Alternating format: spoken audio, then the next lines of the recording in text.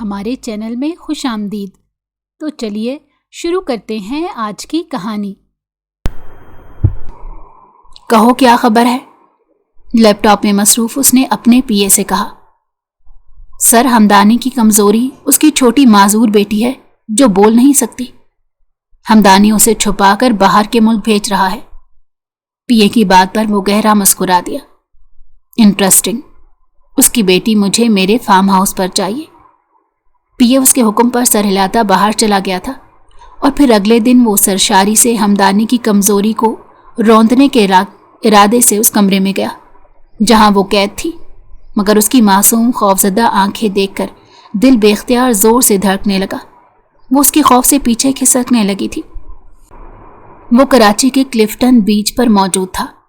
ساحل پر کھڑا وہ سمندر کی خاموشی کو محسوس کر رہا تھا۔ اس سمندر جیسی خاموشی اس کے وجود کے اندر بھی پل رہی تھی۔ سی ویو پر موجود لوگ گھوڑے کی سواری سے لطف اندوز ہو رہے تھے تو کہیں کوئی پکنک کا مزہ لے رہا تھا۔ سورج غروب ہونے کے قریب تھا۔ اس کے چہرے پر ایک اضطراب تھا، ایک سنجیدگی تھی۔ وہ زندگی سے تھک ہار کر ایک بینچ پر بیٹھ گیا اور ویران آنکھوں سے سمندر کے پانی کے اوپر اٹھتی لہروں کو دیکھنے لگا۔ یکلخت اسے اپنے پہلو سے ایک مسحور کن خوشبو آنے لگی۔ یہ دل فریب خوشبو اس کے نتنوں سے ہوتی ہوئی اس کے وجود کو مہکا گئی تھی۔ بے ساختہ اس نے گردن موڑ کر دیکھا تو مبہوت ہو کر رہ گیا۔ ایک لڑکی اسے فاصلے پر بیٹھی تھی۔ اس کی بڑی بڑی آنکھیں سمندر کو دیکھ رہی تھی، بالکل ویسے ہی جیسے زریان شاہ دیکھ رہا تھا۔ زریان ٹکٹکی باندھے اس لڑکی کے چہرے کو دیکھ رہا تھا۔ اس لڑکی نے اپنے چہرے کو کسی کی نگاہوں کے حصار میں محسوس کیا تو یکلخت اس نے گردن موڑ کر اپنے پہلو میں زریان شاہ کو دیکھا۔ اس پل زریان کا دل تیزی سے دھڑکنے لگا تھا۔ وہ مبہوت ہو کر رہ گیا۔ ایک سحر انگیز لمحہ اسے اپنی گرفت میں لے چکا تھا۔ زریان شاہ اس ایک لمحے میں اس لڑکی کو اپنا دل دے چکا تھا۔ اس نے کبھی تصور نہیں کیا تھا کہ کبھی اسے یوں بلا ارادہ کوئی لڑکی اپنی طرف مائل کر سکتی ہے۔ شاید اس لڑکی نے اسے اپنی آنکھوں سے اپنا دیوانہ بنا لیا تھا۔ وجہ یہ نہیں تھی کہ اس کی آنکھیں خوبصورت تھیں، بلکہ وجہ یہ تھی کہ اس کی آنکھوں میں بھی ویسا ہی درد، ویرانی اور اضطراب تھا جیسا زریان کی آنکھوں میں ہوا کرتا تھا۔ صرف اس لڑکی کی قربت کے چند لمحے اسے نصیب ہوئے تھے۔ وہ لڑکی پلکیں جھپکاتی وہاں سے اٹھ کر چلی گئی اور وہ دھڑکتے دل سے اسے جاتا دیکھنے لگا۔ جب وہ کافی دور پہنچ گئی تو زریان کا دل بے چین ہونے لگا۔ نگاہیں اسے دیکھنے کے لیے ترسنے لگی۔ وہ بے اختیار اٹھا اور اس لڑکی کے پیچھے چل پڑا تاکہ اس کے بارے میں کچھ جان سکے، مگر وہ لڑکی اس سے یوں دور ہوئی جیسے مٹھی میں سختی سے ریت تھامنے کے باوجود وہ پھسل کر ہاتھوں سے آخر کار گر ہی جاتی ہے۔ ڈھونڈنے کے باوجود وہ اسے نہیں مل سکی تھی اور اس کے جانے کے بعد اس کے اندر اسے دوبارہ ملاقات کی تشنگی بڑھتی رہی، اور یہ پیاس کب بجھنی تھی کسی کو معلوم نہیں تھا۔ رات کی تاریکی ہر طرف چھا چکی تھی۔ یہ ایک بڑا بنگلہ تھا جہاں صرف چند لوگ رہتے تھے، مگر نوکروں، ملازموں اور گارڈز کی تعداد ان لوگوں سے کہیں زیادہ تھی۔ اس بنگلے میں سیکیورٹی کا خاص انتظام کیا گیا تھا، مگر اس کے باوجود دشمن بہت شاطر تھے۔ 3 آدمی بڑی ہوشیاری سے گارڈز کو دھوکہ دے کر بنگلے کے اندر داخل ہوتے ہوئے اس نازک سی لڑکی کے کمرے میں آ گئے جو بیڈ پر آنکھیں موندے لیٹی تھی۔ اسے نیند نہیں آ رہی تھی۔ آنکھیں بند کیے وہ نہ جانے کن سوچوں میں گم تھی۔ جب اس کے کمرے کا دروازہ کھلا اور کسی کے قدموں کی بھاری آہٹ اسے سنائی دی تو اس نے آنکھیں کھول لی۔ اندھیرے میں اسے 3 آدمی نظر آئے۔ وہ چیخنا چاہتی تھی مگر اس کا حلق اور اس کی زبان اس کا ساتھ دینے سے انکاری تھے۔ ان میں سے ایک آدمی آگے بڑھا اور اس کو اپنے قابو میں کرنے لگا۔ اتنی دیر میں باہر ملازموں نے شور مچا دیا کہ گھر میں 3 اجنبی گھس آئے ہیں۔ اس گھر کے مالک، اس لڑکی کے والد ہمدانی صاحب گہری نیند سو رہے تھے، مگر شور کی آواز سن کر بڑبڑا کر اٹھ گئے۔ ملازم نے انہیں آئرہ کے کمرے میں 3 مردوں کی موجودگی کا بتایا تھا، جسے سنتے ہی ان کی روح فنا ہو گئی۔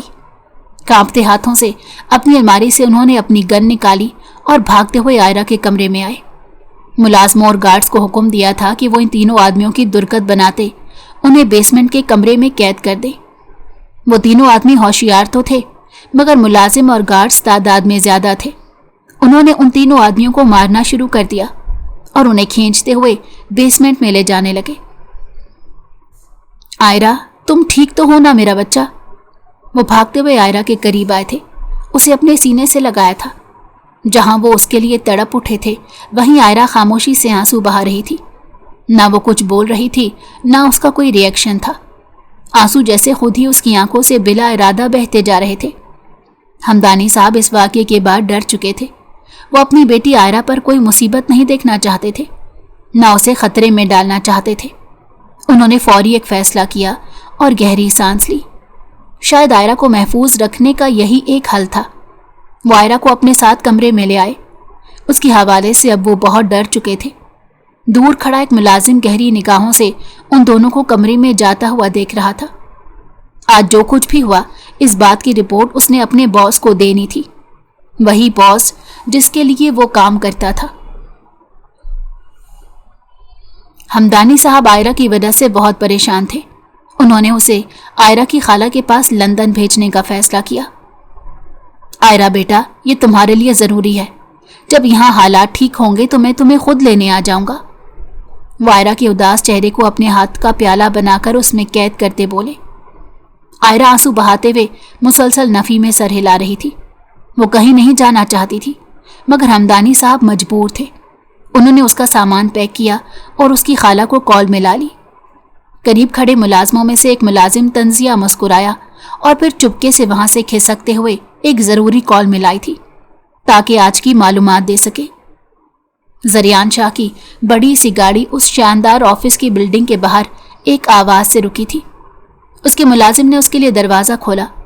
وہ سن گلاسز اتارتے گاڑی سے نکلا۔ اس کے آفس میں داخل ہوتے ہی سب چوکنا ہو گئے اور اسے سلام کرنے لگے۔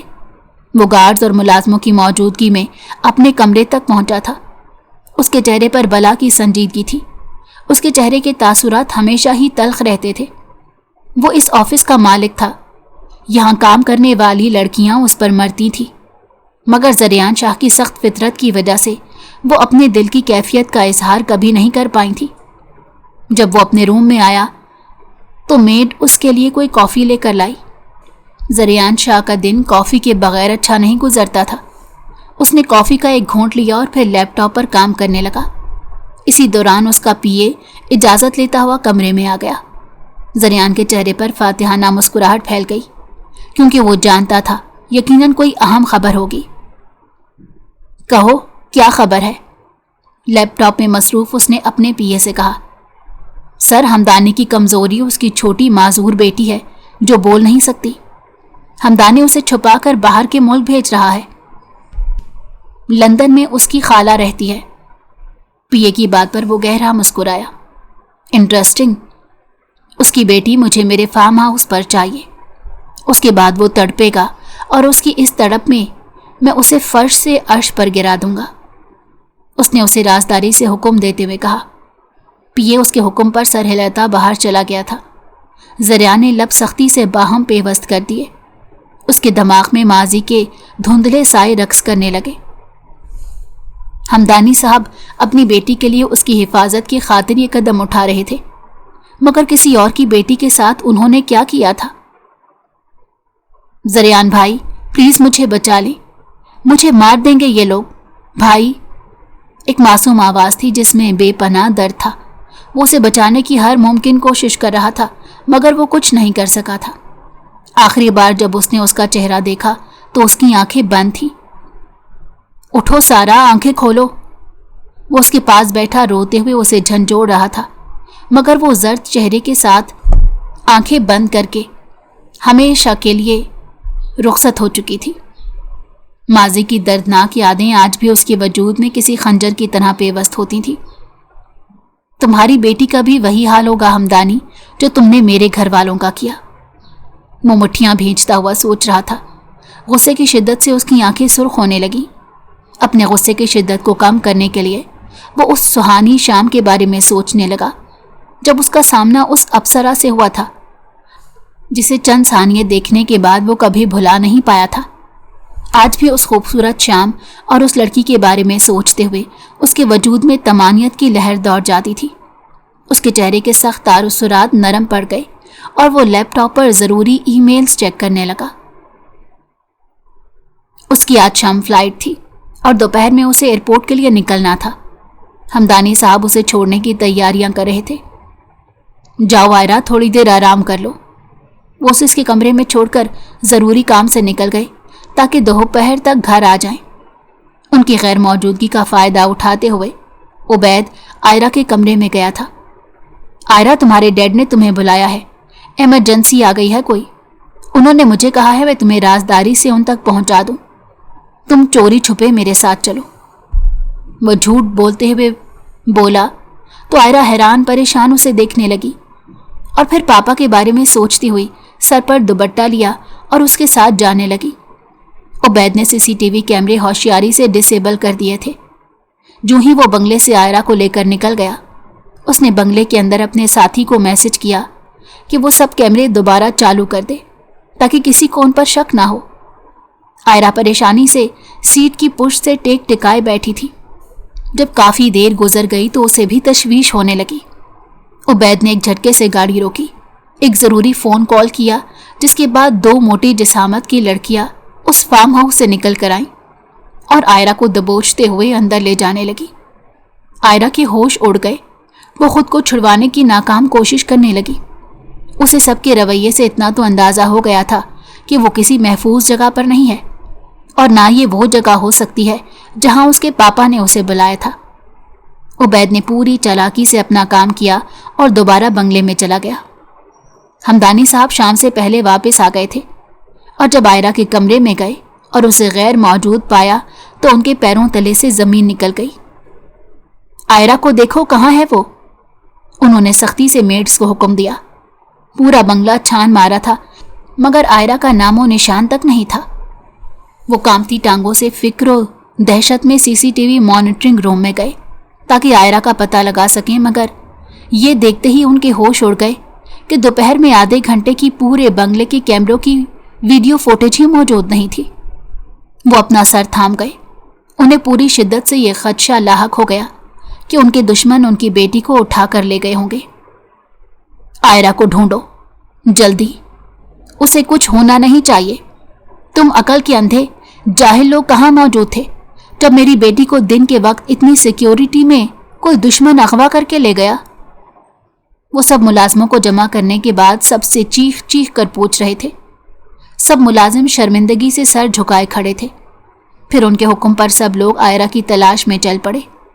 ہمدانی صاحب بھاری دل سے بنگلے میں کسی سوراخ کی تلاش میں تھے تاکہ کسی طرح سے اپنی بیٹی تک پہنچ جائیں۔ ہمدانی کی بیٹی عائرہ کے فارم ہاؤس پر قید ہونے کی خوشی میں وہ کلب چلا گیا تاکہ ہمدانی کی ہار اور اپنی جیت کو سیلیبریٹ کر سکے۔ میوزک پر وہ کولڈ ڈرنک پیتے ہوئے رقص کر رہا تھا۔ کان کے پردوں کو پھاڑنے والا میوزک آن تھا۔ رنگ برنگی بتیاں اس کے وجود پر گول دائرے کی شکل میں جل بجھ رہی تھیں۔ وہ بہت خوش تھا۔ آج پہلی مرتبہ ایسا ہوا تھا کہ اس کے چہرے پر وہ سنجیدگی اور تلخی نہیں تھی جو ہمیشہ اس کی شخصیت کا خاصہ رہتی تھی۔ اس کے چہرے پر خوشی اور جیت کی چمک تھی۔ اس کے قریب ایک لڑکی جس کے ہاتھ میں وائن کا گلاس تھا، وہ بڑے غور سے زریان کو دیکھ رہی تھی۔ اس کی پرسنالٹی ہی ایسی تھی کہ لڑکیاں ایک بار اسے دیکھ لیتی تو اپنی نظر اس پر سے ہٹا نہیں پاتی تھی۔ اس لڑکی نے سرخ ساڑی پہنی ہوئی تھی۔ کھلے بال اور سموکی آئیز میک اپ اور گہری لال لپسٹک کے ساتھ وہ کسی ریاست کی خوبصورت ملکہ لگ رہی تھی۔ وائن کا آخری گھونٹ لیتی وہ زریان کے پاس آ گئی۔ ہائے ہینڈسم، کیا میرے ساتھ ڈانس کرو گے؟ وہ اس کے آگے اپنے ہاتھ پھیلائے بولی۔ آج زریان بہت خوش تھا اور اسی خوشی میں وہ سب کچھ کر لینا چاہتا تھا، اسی لیے رقص کی خواہش نے اس کے وجود کو گھیرے میں لے لیا۔ اس نے رضامندی ظاہر کرتے جوں ہی اس لڑکی کا نرم و نازک ہاتھ پکڑا، اس کے وجود میں ایک ناگواری کا احساس پیدا ہونے لگا۔ اس کی آنکھوں میں اس نارنجی شام کا منظر آنے لگا۔ آنکھوں میں ویرانی لیے وہ بڑی بڑی سیاہ آنکھوں والی لڑکی، وہ حسین شام، خوبصورت سمندر کا پانی اور اس لڑکی کا عکس ذہن میں آنے لگا تو اس کے علاوہ اسے ہر لڑکی کی نزدیکی بری لگنے لگی۔ اس نے ایک جھٹکے سے اس لڑکی کا ہاتھ چھوڑا اور اپنے دل کی بدلتی ہوئی کیفیت کو سنبھالتا وہ کلب سے باہر آ گیا اور گاڑی میں بیٹھ کر فارم ہاؤس کا رخ کیا۔ آئرہ بے بسی سے کمرے میں قید آنسو بہا رہی تھی۔ اسے ڈر لگ رہا تھا، خوف آ رہا تھا۔ ایسا ہی خوف اسے 8 سال پہلے بھی آیا تھا، جب وہ بہت چھوٹی تھی، فقط 16 سال کی۔ اس کے بعد جو اس کی زندگی میں ہوا وہ ناقابل یقین تھا۔ اس ایک رات نے اس کی زندگی بدل دی تھی، اس سے اس کی ساری خوشیاں چھین لی تھی، اور جو آج اس کی حالت تھی وہ قابل ترس تھی۔ زریان کلب سے سیدھا فارم ہاؤس پہنچا تھا۔ اس کے ملازموں نے اسے آج کے دن کی رپورٹ دی اور آئرہ کے کمرے میں قید ہونے کی خبر دی تھی۔ اس کے چہرے پر فاتحانہ مسکراہٹ آ گئی۔ ان لوگوں کو چند ضروری ہدایات دیتا وہ سرشاری سے ہمدانی کی کمزوری، یعنی ان کی اکلوتی بیٹی کو روندنے کے ارادے سے اس کمرے میں گیا تھا جہاں وہ قید تھی۔ کمرے کے اندر فقط اندھیرا تھا، صرف ایک نائٹ بلب جل رہا تھا، جس کی مدھم روشنی میں وہ اسے زمین پر بیٹھی گھٹنوں پر سر رکھ کر سسکتی ہوئی نظر آئی تھی۔ اس نے آگے بڑھ کر کمرے کی لائٹ جلائی تو کمرہ روشنی میں نہا گیا۔ قسمت کی مہربانی دیکھو، ہمدانی کی کمزوری خود آج میرے پاس موجود ہے۔ اب تم سے میرے بہت سے فائدے جڑے ہیں لڑکی۔ جانتا ہوں تمہارا کوئی قصور نہیں، مگر اپنے باپ کا کیا تمہیں ہی چکانا پڑے گا۔ رو لو جتنا رونا ہے۔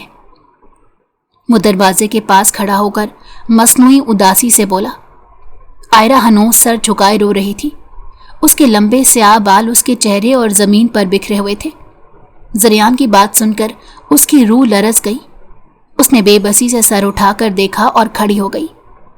زریان نے جو ہی اس کا چہرہ دیکھا تو اسے 440 واٹ کا جھٹکا لگا۔ یہ چہرہ تو وہ کبھی بھول نہیں پایا تھا۔ وہ بے یقینی سے اس کے قریب آنے لگا۔ وہ تو اسے بدلہ لینے کی نیت سے آیا تھا، مگر اس کی معصوم خوفزدہ آنکھیں دیکھ کر دل بے اختیار زور سے دھڑکنے لگا تھا۔ وہ اس کے خوف سے پیچھے کھسکنے لگی تھی۔ وہ کچھ بولنا چاہتی تھی مگر الفاظ اس کا ساتھ نہیں دے رہے تھے۔ اس نے بھاگنے کی کوشش کی مگر پاؤں پھسل گیا۔ اس کا ماتھا ٹیبل کے کونے سے ٹکرایا۔ خون پوری رفتار سے اس کے ماتھے سے نکلنے لگا۔ وہ بے ہوش ہو چکی تھی۔ اسے اس حال میں دیکھ کر زریان تڑپ گیا۔ ڈاکٹر کو بلاؤ، وہ چیخ اٹھا تھا۔ اس کے ہاتھ پیر کانپنے لگے۔ اس نے اس کے نرم و نازک وجود کو اپنے بازوؤں میں اٹھایا اور بیڈ پر لیٹاتے ہوئے اس کے ماتھے پر اپنا انگوٹھا رکھ دیا تاکہ اس کا خون نکلنا رک جائے۔ پہلے ہی خون اس کے بائیں گال تک پہنچ چکا تھا۔ وہ اسے غور سے دیکھنے لگا۔ یہ صدمہ بہت گہرا تھا کہ جس لڑکی پر وہ 4 سال پہلے مر مٹا تھا اور اس دن کے بعد اسے کبھی چین نہیں آیا تھا، آج وہ اس کے دشمن کی بیٹی بن کر اس کے سامنے موجود ہوگی۔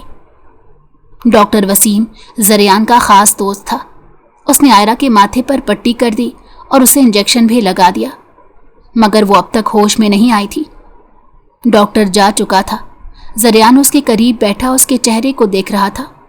اس کا دماغ اسے بہکا رہا تھا کہ وہ اس لڑکی آئرہ سے اپنا انتقام لے، مگر دل اسے بار بار روک رہا تھا کہ وہ اپنی محبت کے ساتھ ایسا نہیں کر سکتا۔ آئرہ اس کی محبت تھی۔ 4 سال پہلے ساحل سمندر پر اس نے آئرہ کو دیکھا تھا۔ 4 سال سے وہ اس کے عشق میں گرفتار تھا۔ وہ اس کا نام تک نہیں جانتا تھا۔ 4 سال میں اس نے اللہ سے بہت دعا کی تھی کہ وہ لڑکی سے دوبارہ مل جائے، مگر یہ اس کے وہم و گمان میں بھی نہیں تھا کہ اس کی دعا قبول ہوگی بھی تو اس طرح۔ اس نے اپنے دل اور غصے کو قابو میں رکھنے کے لیے سگریٹ جلا لیا اور پینے لگا۔ سگریٹ کا دھواں فضا میں تحلیل ہوتا جا رہا تھا۔ یا تو آج محبت جیتے گی یا میرا انتقام۔ اس نے ڈائس اٹھایا اور اسے غور سے دیکھتے سوچنے لگا۔ اس کے پاس 2 راستے تھے، یا آئرہ کو محبت کی خاطر چھوڑ دیتا یا انتقام کے لیے اس کی عزت پامال کرتے ہوئے ہمدانی سے ہر ظلم کا بدلہ لے لیتا۔ اب فیصلہ اسے کرنا تھا۔ آنکھیں موند کر وہ ہمدانی کے دیے ہوئے زخموں کے بارے میں سوچنے لگا۔ زریان شاہ نے ایک امیر گھرانے میں آنکھ کھولی تھی، جہاں پر ہر کوئی اس پر اپنا پیار نچھاور کرتا تھا۔ اس کی چھوٹی بہن سارا تھی، جس پر وہ اپنی جان چھڑکتا تھا اور اس کے لیے ہر مشکل سے لڑ جاتا تھا۔ یہ ان دنوں کی بات تھی جب سارا نے ایک بھیانک خواب دیکھا۔ بھائی، مجھے بہت ڈر لگ رہا ہے۔ پاپا کے اس دشمن نے ہمیں دھمکی دی ہے۔ مجھے ڈر لگ رہا ہے بھائی، اگر واقعی ان لوگوں نے ہم سب کو مار دیا تو کیا ہوگا؟ وہ خوف سے زریان سے پوچھ رہی تھی۔ ہمدانی صاحب سے ان کی برسوں پرانی دشمنی تھی۔ وہ اور شاہد صاحب کاروباری حریف رہے تھے۔ اس کے علاوہ بھی ہمدانی صاحب شاہد صاحب سے حسد کرتے تھے۔ میں ہوں نا تمہارے ساتھ سارا، میں تمہیں کچھ نہیں ہونے دوں گا میری گڑیا۔ وہ ہمدانی ہمارا کچھ نہیں بگاڑ پائے گا۔ سارا کو سینے سے لگاتے وہ مضبوط لہجے میں بولا تھا، مگر وہ نہیں جانتا تھا کہ یہ باتیں محض ایک تسلی بن کر رہ جانے والی تھی۔ وہ ایک سرد تاریک رات تھی۔ پورا ملک اندھیرے میں ڈوب گیا تھا۔ کسی بڑے تکنیکی نقص کی وجہ سے لائٹ چلی گئی تھی۔ جنریٹر بھی کام نہیں کر رہا تھا۔ شاہد صاحب نے UPS آن کروایا۔ سارا کا دل دھک دھک کر رہا تھا۔ کسی انہونی کا خدشہ اسے بار بار ہو رہا تھا۔ پورے گھر کی صرف 2 لائٹس آن تھی، باقی پورا گھر تاریکی میں ڈوبا تھا۔ یہ اندھیرا سارا کو خوفزدہ کر رہا تھا۔ اس دوران دروازے پر بیل بجی اور دروازہ کھولنے پر ہمدانی اپنے لوگوں کے ساتھ گھر کے اندر داخل ہوا۔ وہ رات زریان پر بہت بھاری گزری تھی۔ اس کے آدمیوں نے سب سے پہلی گولی اس کی ماں کو ماری تھی۔ وہ تڑپتا ہوا اپنی ماں کے بے ہوش وجود کے پاس بھاگا۔ ان کا خون تیزی سے بہتا جا رہا تھا۔ شاہد صاحب کو ان آدمیوں نے سختی سے دبوچ رکھا تھا تاکہ وہ ان کے دفاع میں کوئی حرکت نہ کر سکے۔ سارا چیخ چیخ کر رو رہی تھی۔ کوئی ان کی مدد کو نہیں آ رہا تھا۔ ان کا یہ شاندار بنگلہ ایک سنسان ویران علاقے میں تھا۔ شاہد صاحب نے یہ گھر خود اپنی پسند سے ایک سکون والے علاقے میں تعمیر کروایا تھا، جہاں شہر کا شور نہیں آتا تھا، اور اب یہی شوق ان کی جان کو آ رہا تھا۔ ایک آدمی نے سارا کو دبوچا اور وہ 2 لوگ اسے گھسیٹتے ہوئے ایک کمرے میں لے گئے۔ اپنی بہن کو بچانے زریان اس کی طرف بھاگا، مگر وہ 2 مرد اندر سے کنڈی لگا چکے تھے۔ شاباش، آج ان لوگوں کو صرف درد دینا ہے ہم نے، زندہ مت چھوڑنا اس لڑکی کو بھی۔ ہمدانی نے بلند آواز میں ان دونوں آدمیوں کی حوصلہ افزائی کی تھی۔ بھائی، مجھے بچا لے، مجھے ڈر لگ رہا ہے، یہ میرے ساتھ، یہ مجھے مار دیں گے۔ سارا چیخو پکار کر رہی تھی۔ زریان بے بسی سے دروازہ بچا رہا تھا۔ اس نے ٹیبل پر پڑا گلدان اور دیگر چیزیں اٹھا کر ہمدانی اور ان لوگوں پر حملہ کرنے کی کوشش کی جنہوں نے شاہد صاحب کو پکڑا ہوا تھا، مگر ہمدانی نے اسے زوردار دھکا دیا۔ وہ زمین پر جا گرا۔ اس کی کمر میں بری طرح درد اٹھنے لگا تھا۔ سارا کی آوازیں آنا بند ہو چکی تھیں۔ وہ دونوں درندے صفت صفاق وحشی مرد اسے رون چکے تھے۔ انہوں نے اس کی بے ہوش ماں کے قریب دھکا دیا اسے۔ سارا کی آنکھیں بند ہو چکی تھیں اور اس کا وجود زرد پڑ چکا تھا۔ اس کا چہرہ اس کے ساتھ ہوئے دردناک سانحے کی کہانی سنا رہا تھا۔ شاہد صاحب چیخ رہے تھے، مگر ان ظالموں نے انہیں گولیاں مار دی۔ سارا، اٹھو، اپنی آنکھیں کھولو۔ وہ اسے روتے ہوئے جھنجھوڑ رہا تھا۔ پھر اسے اپنے باپ پر گولیاں چلنے کی آوازیں آئیں، اور پھر ایک گولی اسے اپنے وجود میں اترتی محسوس ہوئی۔ درد کی خطرناک ناقابل برداشت لہریں اس کے وجود میں اٹھنے لگیں اور وہ آنکھیں بند کرتا ہوا زمین پر جا گرا۔ UPS بند ہو چکا تھا۔ وہ 2 جلتی لائٹیں بھی بند ہو گئیں۔ اب صرف فقط ایک نائٹ بلب اس لاؤنج میں جل رہا تھا جو جنریٹر سے کنیکٹ تھا۔ اس سرد تاریک رات میں وہ چاروں ہوش و حواس سے بیگانہ پڑے تھے۔ اس گھر کے افراد پر آج کی رات کیسی گزری تھی، اس کا اندازہ شاید کوئی نہیں لگا سکتا تھا۔ اگر کوئی غلطی سے اس گھر میں آ جاتا تو یہ منظر دیکھ کر شاید وہ اپنے ہوش و حواس میں نہ رہ پاتا۔ اس رات زریان شاہ کا سب کچھ لٹ چکا تھا۔ ہمدانی صاحب اپنے ساتھیوں کے ساتھ وہاں سے نکل چکے تھے۔ انہیں لگا تھا وہ ان چاروں کو مارنے میں کامیاب ہو چکے ہیں، مگر ایسا نہیں تھا۔ زریان زندہ تھا، وہ صرف بے ہوش پڑا تھا۔ اگلی صبح جب لوگوں نے ان کے گھروں کے دروازے کھلے دیکھے تو فوری گھر میں داخل ہوئے۔ ان سب کو اسپتال پہنچایا گیا، مگر صرف زریان ہی زندہ بچا تھا۔ گولی اس کے پیٹ کے دائیں سائڈ پر لگی تھی اور خوش قسمتی سے اندرونی طور پر کوئی گہرا نقصان نہیں ہوا تھا۔ 1 ہفتہ وہ اسپتال میں رہا۔ اس کے ماں باپ اور چھوٹی بہن مر چکے تھے۔ زریان کے ماموں اور خالہ سب سنبھال رہے تھے. انہوں نے ہی ان لوگوں کے کفن دفن کے انتظامات کیے. زریان، ہمیں بتاؤ اس رات کیا ہوا تھا؟ کس نے یہ سب کیا؟ پولیس آفیسر جو کہ ماموں کا دوست تھا وہ زریان کا بیان لینے آیا تھا. میں کچھ نہیں جانتا کہ وہ کون تھے. پاپا بھی نہیں جانتے تھے. وہ لوگ اجنبی تھے. شاید وہ لوگ ڈاکو تھے، صرف لوٹنے آئے تھے. پاپا نے انہیں روکنے کی کوشش کی تو غصے میں آ گئے اور پھر ہم پر حملہ کر دیا انہوں نے. زریان نے جھوٹ بول کر کہا. وہ پولیس والوں کو سچ نہیں بتا سکتا تھا کیونکہ جانتا تھا اگر ہمدانی کا نام لے گا تو اسے چند دن کی جیل ہوگی اور اپنی دولت اور اثر و رسوخ کا استعمال کرتے وہ جیل سے باہر آ جائے گا. جبکہ زریان اپنا انتقام خود لینا چاہتا تھا. ہمدانی نہ صرف امیر کبیر شخص تھا بلکہ وہ ایک مشہور سیاست دان بھی تھا. ممکن تھا اگر زریان اس کا نام لے بھی لیتا تو کوئی اس پر یقین نہ کرتا. اس رات کے بعد ہمدانی غائب ہو گیا. کافی عرصے بعد زریان کو پتا چلا کہ وہ لندن شفٹ ہو گیا تھا. کبھی نہ کبھی تو قسمت تمہیں کھینچ کر واپس لائے گی اور میں تم سے ایسا انتقام لوں گا کہ تمہاری نسلیں تڑپیں گی. وہ اپنے آنسو روکتے ہوئے دل میں عزم کر چکا تھا. 4 سال بعد ہمدانی لوٹ کر آیا تھا مگر اس بار وہ زریان کی نظروں سے بچ گیا تھا. صرف چند دن رہ کر ہمدانی واپس لوٹ گیا. کافی سال گزر گئے تھے. زریان ایک زندہ لاش بن کر رہ گیا تھا. صرف انتقام کی آگ نے اسے زندہ رہنے پر مجبور کر رکھا تھا ورنہ وہ تو شاید خودکشی کر لیتا. ماموں سے اپنے ساتھ لے گئے. اس نے اپنی تعلیم مکمل کی. سافٹ ویئر انجینئرنگ کر کے اس نے اپنا آفس بنا لیا. البتہ اس نے اپنے آفس کا نام تبدیل کر لیا تھا. وہ نہیں چاہتا تھا ہمدانی کو کبھی اس بات کا ادراک ہو کہ زریان زندہ ہے، شاہد صاحب کا بیٹا. ایک شام جب زریان آفس سے گھر آیا تو اس نے LED آن کی. چائے پیتا ہوا وہ خبریں سن رہا تھا اور پھر جب اسے نیوز چینل پر یہ خبر ملی کہ کئی سالوں بعد ہمدانی صاحب واپس پاکستان آ رہے ہیں تو اس کے ہوش اڑ گئے. بدلے کی آگ اسے جھلسانے لگی تھی. اس دن کا تو اس نے شدت سے انتظار کیا تھا. اب زریان اس قابل ہو چکا تھا کہ وہ ہمدانی جیسے کرپٹ انسان کا سامنا کر سکے. اب زریان کے پاس سب کچھ تھا: عقل، سمجھ، دولت، ہوشیاری، چالاکی، اور وہ اسی بات کا فائدہ اٹھانا چاہتا تھا. اس نے اپنے چند آدمیوں کو ہمدانی کی نگرانی کے لیے بھیجا اور وہ واپسی پر یہ خبر لائے کہ ہمدانی اپنی سیکیورٹی کا سخت انتظام کرنا چاہ رہا ہے.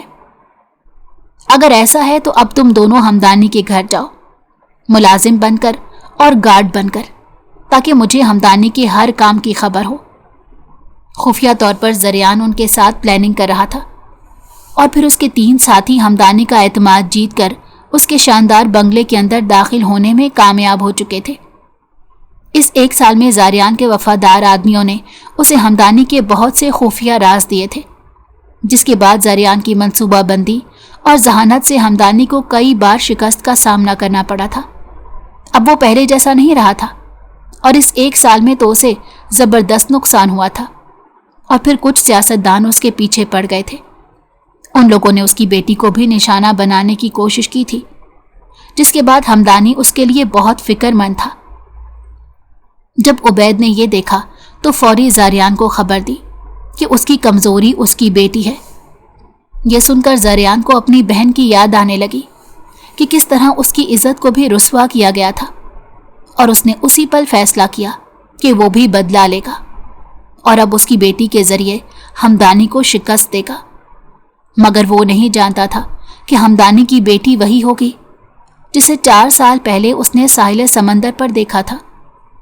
وہ فیصلہ نہیں کر پا رہا تھا آئرہ کو محبت کی خاطر معاف کر دے یا اس کے باپ کے ظلم و سفاکیت کا بدلہ لے. وہ یہی سوچ رہا تھا جب اس نے دیکھا آئرہ کے وجود میں جنبش ہو رہی تھی. اس نے نیند میں تیوری چڑھائی اور اس کے لب پھڑپھڑانے لگے. نیند میں بھی اس کے چہرے پر بے سکونی کی علامات تھی. پاپا پاپا پپھو کو نہ ماریں، ماما کو چھوڑ دیں، وہ تڑپتے ہوئے بول رہی تھی اور پھر دوبارہ گہری نیند میں چلی گئی. اس کے ہاتھ پاؤں پھول گئے. اس کے वहम गुमान में भी नहीं था कि आयरा बोलती होगी, बल्कि वो तो माजूर थी ना, बोल नहीं सकती थी। उसने सिगरेट का बुझा हुआ आखिरी टुकड़ा एस्ट्रे में रखा और भागता हुआ उबैद के पास आया। उबैद, तुमने तो कहा था आयरा बोल नहीं सकती, वो माजूर है दिमागी तौर पर, लेकिन उसने अभी कुछ बोला है। वो हैरान परेशान था। उबैद की भी वही कैफियत होने लगी जो जरियान की थी। बॉस, ये तो बहुत अच्छा हो गया। हालांकि हम 1 साल से हमदानी के घर हैं, हमने कभी आयरा को बोलते नहीं सुना। हमदानी भी जानता है कि आयरा दिमागी तौर पर माजूर है और बोल नहीं सकती, लेकिन आपकी बात सुनने के बाद मुझे लगता है कोई तो राज है जो सबसे छुपा हुआ है। शायद आयरा के जरिए आप हमदानी को शिकस्त दे सकते हैं। हो सकता है आयरा आपको हमदानी का कोई बहुत बड़ा राज दे सके। उबैद खुश होते हुए बोला तो जारियान के दिमाग में आयरा के अल्फाज गूंजने लगे। पुप्पो को ना मारें, मामा को छोड़ दें। वो तेजी से कुछ सोच रहा था। उबैद, मेरा एक दोस्त है अरमान, वो एक साइकेट्रिस्ट है। हमें सुबह उसके पास आयरा को लेकर जाना चाहिए, फिर ही ये बात सामने आएगी कि माजरा क्या है। जरियान ने कहा तो वह इस बात में सर हिला गया। अगली सुबह सबसे खुफिया रखकर जरियान आयरा को अस्पताल ले गया था। आज सुबह उठने के बाद आयरा बिल्कुल खामोश थी, फकत सिसकियों से रो रही थी। अरमान ने आयरा का तफसीली चेकअप किया और अकेले में जरियान को बताया कि आयरा PTS यानी पोस्ट ट्रॉमेटिक स्ट्रेस डिसऑर्डर की मरीज़ा है और ये सूरत हाल शख्स की किसी सदमे या तकलीफदे तजर्बे के बाद होती है, जिसमें इंसान बोलना भी छोड़ देता है, रोता रहता है, खौफजदा रहता है, और ये सब अलामात आयरा में मौजूद थी। अरमान, प्लीज़ तुम आयरा का इलाज करो, इसे ठीक कर दो, इसका ठीक होना बहुत ज़रूरी है। वो उससे इल्तिजा कर रहा था। अरमान ने रजामंदी दे दी कि वो उसकी मदद करेगा। फिलहाल उसने आयरा के लिए मेडिसिन लिख दी थी और जरियान से कहा था वो उसे कल थेरेपी के लिए लेकर आए। जरियान उसका शुक्रिया अदा करके आयरा को फार्म हाउस में दोबारा ले आया।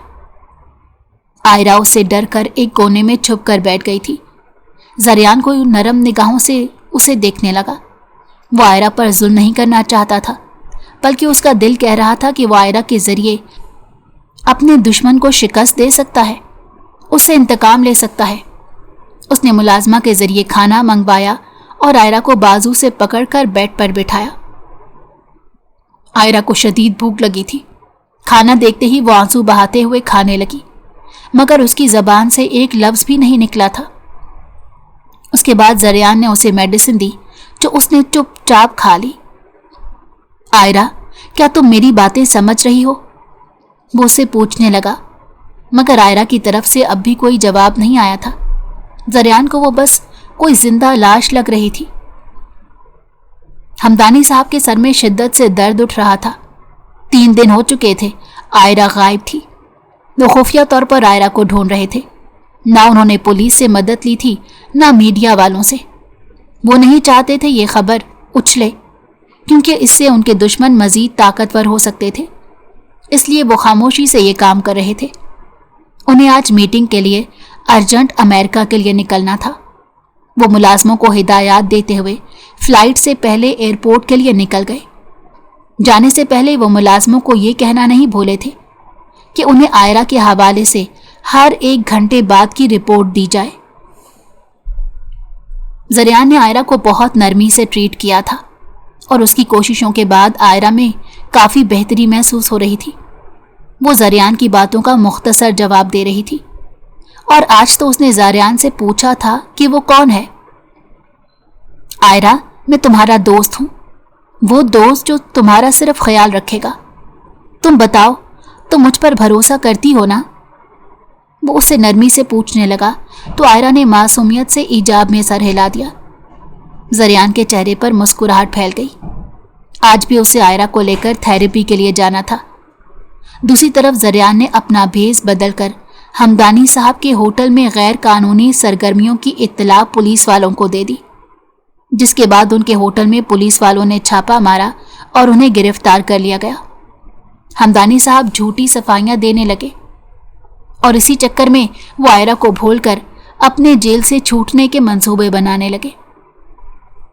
2 दिन बाद जब वो जेल से छूट कर निकल चुके थे, मगर पूरे सोशल मीडिया में उनके खिलाफ एक ट्रेंड शुरू हो गया था। हर कोई उन्हें बुरा भला कह रहा था। उसके अलावा आयरा की गुमशुदगी की खबरें भी गर्दिश करने लगी थी। हमदानी साहब के खास दोस्त भी उनसे फासला रख चुके थे और हर कोई उन्हें बुरा कह रहा था। ये सब देखने के बाद हमदानी साहब डिप्रेशन में चले गए। उनका ब्लड प्रेशर हाई हो गया और उनके नाक से खून बह रहा था। सर, आप कुछ दिन के लिए मुल्क से बाहर चले जाएं। जब ये मामला ठंडा हो तो वापस आ जाइएगा। उनका वफादार मुलाजिम उन्हें मशवरा देता बोला, तुम ठीक कह रहे हो, मैं कल की टिकट बुक करवाता हूँ। मेरे जाने के बाद तुम एक खबर फैला दो कि मुझ पर झूठा इल्ज़ाम लगाया गया। वो सब गैर कानूनी काम किसी दुश्मन ने मुझे फंसाने के लिए किए। इस इल्ज़ाम की वजह से मेरी हालत ख़राब हुई और डॉक्टर्स ने बाहर के मुल्क इलाज के लिए भेजा है।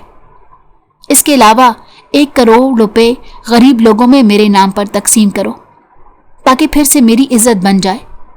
जो लोग मेरे दुश्मन बने हैं वो मुझे अच्छा समझने लगे।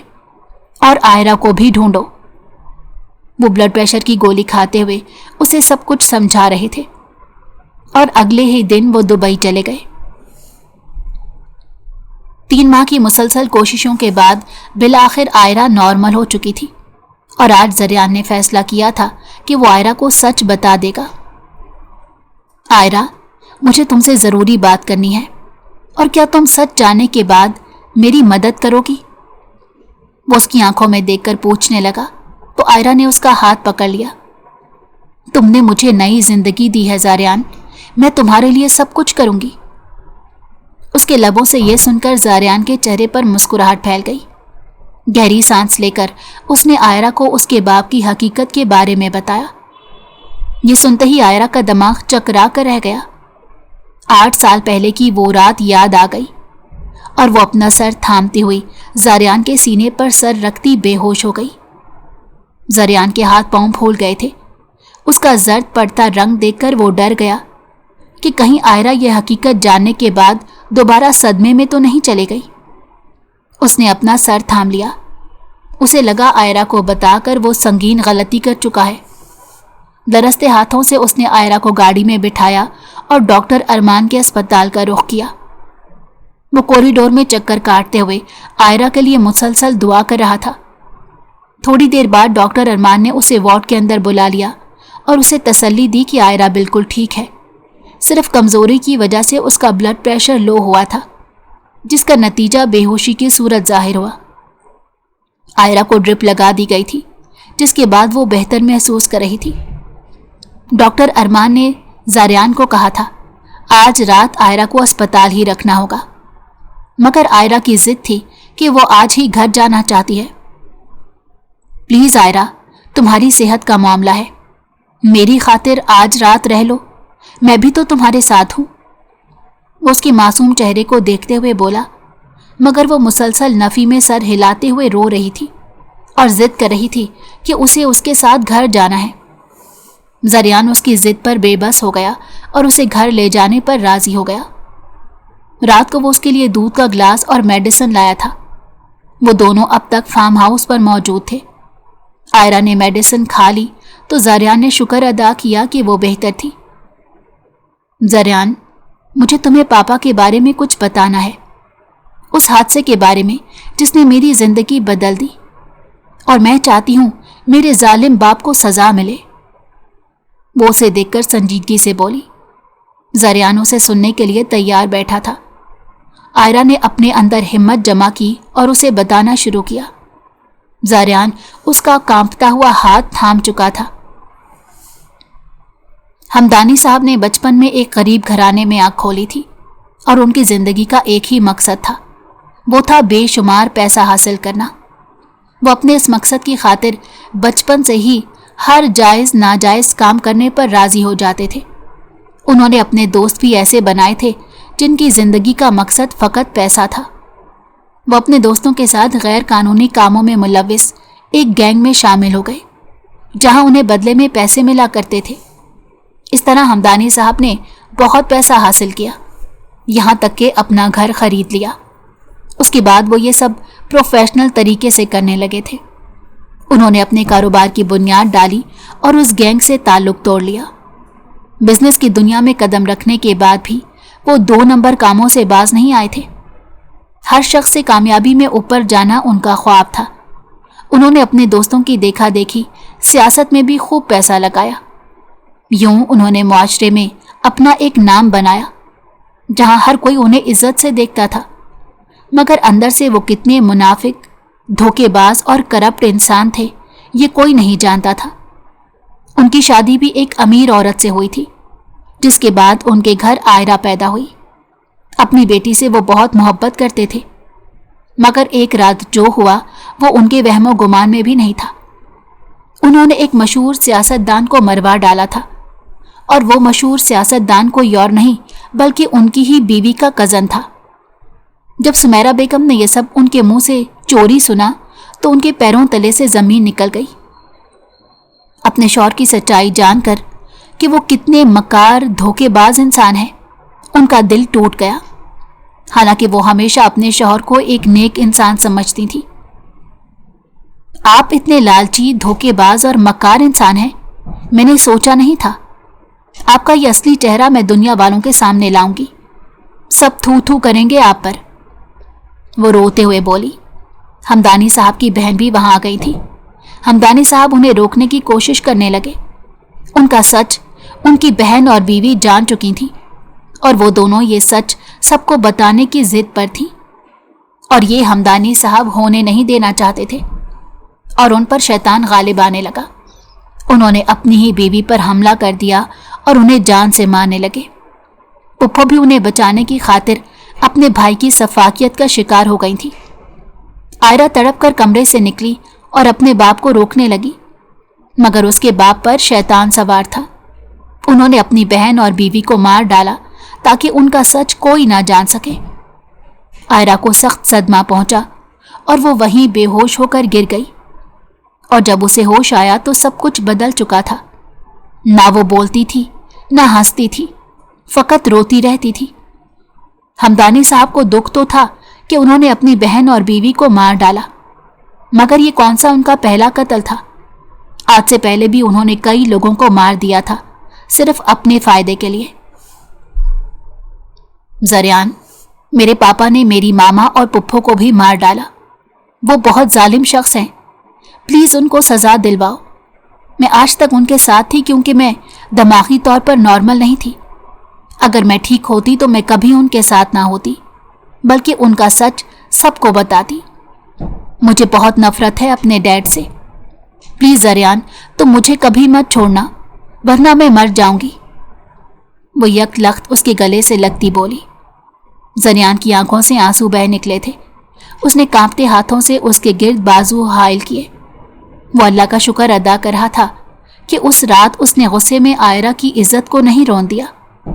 یہ سب بہت تکلیف دہ تھا کہ عائرہ کے دل کی تکلیف بھی اس جیسی تھی۔ اب اسے یاد آیا کہ 4 سال پہلے اس شام عائرہ کی آنکھوں میں بھی اداسی اور ویرانی کیوں تھی۔ زریان، مجھے تم سے نکاح کرنا ہے، عائرہ نے خواہش ظاہر کی تھی۔ زریان تو پہلے ہی اس سے محبت کرتا تھا اور اسے دل سے اپنانا چاہتا تھا۔ اس کی رضامندی کے بعد ان دونوں نے نکاح کر لیا۔ آج شام زریان کو عبید نے خبر دی تھی کہ ہمدانی صاحب پاکستان واپس آ رہے ہیں، کیونکہ عدالت میں ان کی پیشی ہے۔ زریان کے چہرے پر مسکراہٹ پھیل گئی، کیونکہ ان کا مقصد پورا ہونے والا تھا۔ عائرہ، کل کا دن ہماری جیت کا دن ہے۔ کل تمہیں اور ہمیں کورٹ جا کر ہمدانی صاحب کا سچ سامنے لانا ہے، وہ عائرہ کو سمجھاتے ہوئے بولا۔ جو ہی ہمدانی صاحب پاکستان کی حدود میں آئے، انہیں گرفتار کر لیا گیا۔ اگلے دن کورٹ میں انہیں پیش کیا گیا تھا۔ جب انہوں نے اپنے سامنے عائرہ کو کسی لڑکے کے ساتھ دیکھا تو ان کے ہوش اڑ گئے۔ پہچانا ہمدانی صاحب مجھے؟ اوہ، آئی ایم سوری، بلکہ سسر صاحب، میں زریان ہوں، شاہد صاحب کا بیٹا اور آپ کی بیٹی عائرہ کا شوہر۔ وہ ہنستے ہوئے اپنا تعارف کروانے لگا۔ ہمدانی صاحب کے ہوش اڑ گئے۔ انہیں سخت دھچکا لگا۔ ہمدانی صاحب کے خلاف جو بھی زریان نے ثبوت جمع کیے تھے وہ سب اس نے عدالت کے سامنے رکھے۔ کچھ گواہان بھی موجود تھے۔ عائرہ نے روتے ہوئے اپنے باپ کی سچائی بتائی تھی کہ کیسے انہوں نے اس کی ماں اور اپنی بہن کا قتل کیا تھا، زریان کی فیملی کو بھی کس طرح مارا گیا۔ یہ جھوٹ بول رہے ہیں، میری بیٹی کو ورغلایا گیا ہے، میں بے قصور ہوں، وہ لڑکھڑاتی زبان میں بولے۔ ان کے لہجے سے صاف ظاہر تھا کہ وہ جھوٹ بول رہے تھے۔ زریان نے سب ثبوت سامنے رکھے تھے، جس سے واضح تھا کہ ہمدانی صاحب نے آج تک جو بھی کیا وہ اپنے مفاد کی خاطر کیا۔ مزید لوگ بھی وہاں موجود تھے جو ان کے ظلم کا نشانہ بنے تھے۔ ہمدانی صاحب کی حقیقت سامنے آ چکی تھی اور انہیں بامشقت عمر قید کی سزا ہوئی تھی۔ اس بار ان کا پیسہ، دولت، کوئی بھی چیز انہیں بچا نہیں سکی تھی۔ عائرہ روتے ہوئے زریان کے گلے سے لگ گئی۔ وہ دونوں ہی اپنے غم یاد کر رہے تھے۔ عائرہ میری جان، بس اب رونا بند کرو۔ اس دنیا میں ہم ہمدانی صاحب کو ایک سزا دے چکے ہیں، اب روز محشر انہیں سزا ملنا باقی ہے۔ وہ عائرہ کے آنسو صاف کرتے ہوئے بولا تھا، پلیز زریان مجھے گھر لے چلو، وہ اسے التجا کرتی ہوئی بولی۔ اور آج زریان اسے فارم ہاؤس پر نہیں بلکہ اپنے گھر لے کر آیا تھا، اور پھر اس نے عزت سے اس کا تعارف اپنے ماموں اور خالہ سے کروایا تھا۔ ہمدانی صاحب چیخ رہے تھے مگر ان کی التجا کوئی نہیں سن رہا تھا۔ وہ جیل میں تنہا تھے جہاں کسی قسم کی روشنی بھی نہیں پہنچ رہی تھی۔ ان کا سارا مال اور قیمتی چیزیں حکومت نے ضبط کر لی تھی اور وہ جیل میں تنہا رہ گئے تھے۔ تنہائی انہیں پاگل کر رہی تھی۔ دن سے ہفتے، ہفتے سے مہینے اور مہینے سے سالوں گزر گئے اور وہ اس تنہائی میں ایک ذہنی مریض بن کر رہ گئے۔ یہ سزا بڑی اذیت ناک تھی کہ انہیں ساری عمر صرف بے بسی کی زندگی گزارنی تھی۔ اگر آپ کو ہماری کہانی پسند آئی ہو تو ہمارے چینل کو لائک کریں اور سبسکرائب کر دیں۔